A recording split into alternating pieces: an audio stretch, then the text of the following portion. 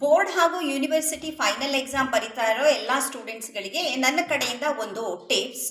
ನೀವು exam ಹಾಲ್ಗೆ exam ಬರೀಲಿಕ್ಕೆ ಹೋಗಬೇಕಾದ್ರೆ ಮೋರ್ ದೆನ್ ಅಂದರೆ ಒಂದಕ್ಕಿಂತ ಹೆಚ್ಚು ಪೆನ್ಗಳನ್ನ ತಗೊಂಡೋಗಿ, ಅದು 2 ಅಥವಾ 3 ಪೆನ್ಗಳು.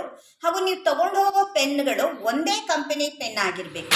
ರೆನಾಲ್ಡ್ ಆದರೆ ರೆನಾಲ್ಡ್, ಸೆಲೋ ಆದರೆ ಸೆಲೋ, ಲ್ಯಾಮಿ ಆದರೆ ಲ್ಯಾಮಿ, ಅಥವಾ ಯಾವುದೇ ಕಂಪನಿದಿರಬೇಕು ಆಗ್ಬೋದು, ಆದರೆ ಅದು ಸೇಮ್ ಕಂಪನಿದಾಗಿರಬೇಕು. ಯಾಕೆ ಅಂತ ಹೇಳಿದ್ರೆ, ನೀವು ಎಕ್ಸಾಮ್ ಬರಿತಾ ಇರಬೇಕಾದ್ರೆ ತಿಳ್ಕೊಳ್ಳಿ, ಏನೋ ಆಯಿತು, ಆ ಮೊದಲನೇ ಪೆನ್ ಮೈಟ್ ಬಿ ಅದು ವಾಮಿಟ್ ಮಾಡುತ್ತೆ ಅಂತ ಹೇಳ್ತೀವಲ್ಲ, ಇಂಕ್ ಲೀಕ್ ಮಾಡ್ತಾ ಇರ್ಬೋದು, ಅಥವಾ ಸರಿ ಬರಿದಲೇ ಇರ್ಬೋದು. ಆಗ ನಿಮಗೆ ಪೆನ್ ಚೇಂಜ್ ಮಾಡಬೇಕು. ನೀವು 2ನೇ ಪೆನ್ನನ್ನು ಯೂಸ್ ಮಾಡಿದ್ರಿ ಅಂತ ತಿಳ್ಕೊಳ್ಳಿ. ಆ 2ನೇ ಪೆನ್ ಬೇರೆ ಕಂಪನಿದು ಆಗಿದ್ದಾಗ ಅದ್ರ ಬಣ್ಣ, ಕಲರ್ ಮೊದಲನೇ ಪೆನ್ಗಿಂತ ಸ್ವಲ್ಪ ವೇರಿ ಆಗಿರುತ್ತೆ, ಚೇಂಜ್ ಆಗಿರುತ್ತೆ. ಅದೇ ಥರ ಪೆನ್ನುಗಳ ಸೈಜ್ಗಳು ಕೂಡ ಡಿಪೆಂಡ್ ಆಗಿರುತ್ತೆ.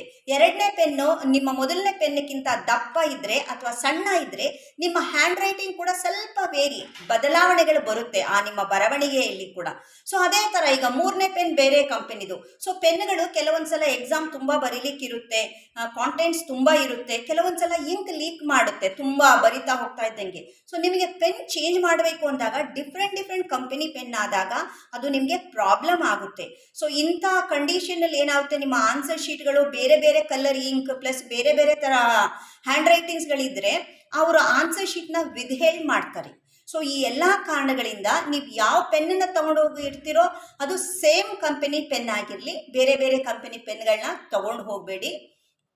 ಸ್ಪೆಷಲಿ ಫೈನಲ್ ಎಕ್ಸಾಮ್ಗೆ ನಿಮ್ಮ ಹ್ಯಾಂಡ್ ರೈಟಿಂಗ್ಗಳು ಬೇರೆ ಬೇರೆ ಆಗಿದ್ರೆ ಅಥವಾ ಕಲರ್ಗಳು ಕೂಡ ಬೇರೆ ಬೇರೆ ಆಗಿದ್ರೆ ಅದನ್ನು ಎಂಟರ್ಟೈನ್ ಮಾಡೋದಿಲ್ಲ. ಅರ್ಧ ಬುಕ್ಲೆಟ್ಸ್ ಆನ್ಸರ್ ಶೀಟ್ನ ಬ್ಲೂ ಕಲರ್ ಇಂಕ್ನಲ್ಲಿ ಬರೆಯೋದು, ಮತ್ತೆ ಇನ್ನೊಂದು ಅರ್ಧ ಶೀಟ್ನ ಬ್ಲ್ಯಾಕ್ ಕಲರ್ ಇಂಕ್ನಲ್ಲಿ ಬರೆಯೋದು. ಸೊ ಈ ಥರ ಎಲ್ಲ ಮಾಡಬೇಡಿ. ಬಿಗಿನಿಂಗಿಂದ ಕೊನೆವರೆಗೂ ಒಂದೇ ಬಣ್ಣದ ಇಂಕ್, ಇದು ಬ್ಲೂ ಕಲರ್ ಅಥವಾ ಬ್ಲ್ಯಾಕ್ ಕಲರ್ ಪೆನ್ ಆಗಿರಬೇಕು, ಹಾಗೂ ಸೇಮ್ ಕಂಪನಿಯ ಪೆನ್ನನ್ನು ಯೂಸ್ ಮಾಡಿ. Thank you students.